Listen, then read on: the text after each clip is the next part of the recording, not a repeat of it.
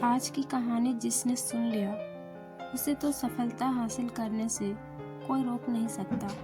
कहानी में आगे बढ़ने से पहले आप लोग चैनल को लाइक, शेयर और सब्सक्राइब करें। बिना देर किए बढ़ते हैं कहानी की ओर।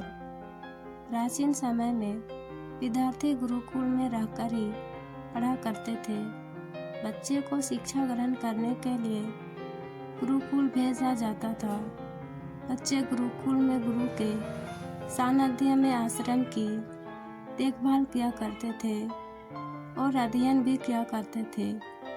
वरदराज को भी सभी की तरह गुरुकुल भेज दिया गया। वहाँ आश्रम में अपने साथियों के साथ घुलने मिलने लगा, लेकिन वह पढ़ने में बहुत ही कमज़ोर था। गुरुजी की कोई भी बात उसके बहुत कम समझ में आती थी। इस कारण सभी के बीच वह उपहास का कारण बनता गया। उसके सारे साथी अगली कक्षा में चले गए, लेकिन वो आगे नहीं बढ़ पाया। गुरुजी ने भी आखिर हार मानकर उसे बोला, बेटा वरदराज, मैंने सारे प्रयास करके देख लिए हैं। अब यही उचित होगा कि तुम यहाँ अपना समय बर्बाद मत करो।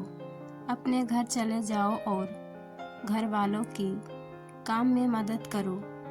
वरदराज ने भी सोचा कि शायद विद्या मेरी किस्मत में नहीं है, और भारी मन से गुरुकुल से घर के लिए निकल गया। दोपहर का समय था। रास्ते में उसे प्यास लगने लगी। इधर उधर देखने पर उसने पाया कि थोड़ी दूर पर ही कुछ महिलाएं कुएं से पानी भर रही थी। वह कुएं के पास गया। वहां पत्थरों पर रस्सी के आने जाने से निशान बने हुए थे। तो उसने महिलाओं से पूछा, यह निशान आपने कैसे बनाए?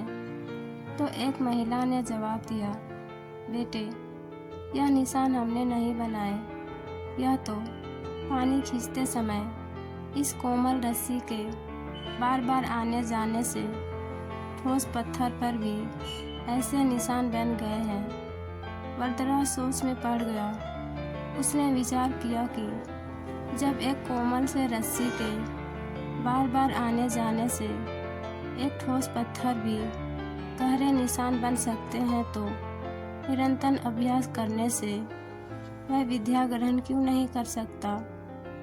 वरदराज ढेर सारे उत्साह के साथ वापस गुरुकुल आया और कड़ी मेहनत की। गुरुजी ने भी खुश होकर भरपूर सहयोग किया।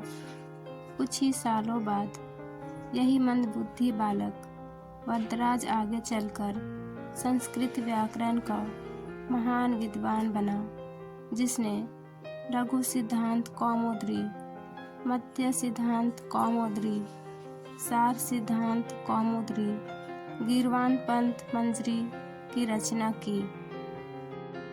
दोस्तों, अभ्यास की शक्ति का तो कहना ही क्या है। यह आपके हर सपने को पूरा करेगी। अभ्यास बहुत ज़रूरी है, चाहे वो खेल में हो या पढ़ाई में या किसी और चीज़ में। बिना अभ्यास के आप सफल नहीं हो सकते। अगर आप बिना अभ्यास के केवल किस्मत के भरोसे बैठे रहोगे तो आखिर में आपको पछतावे के सिवा और कुछ हाथ नहीं लगेगा। इसलिए अभ्यास के साथ धैर्य, परिश्रम और लगन रखकर आप अपनी मंजिल को पाने के लिए जुट जाएं। दोस्तों, कहानी पसंद आई हो तो लाइक, शेयर और सब्सक्राइब करें और कमेंट में बताएं कि कहानी पसंद आई या नहीं। तो फिर मिलते हैं एक नई कहानी के साथ।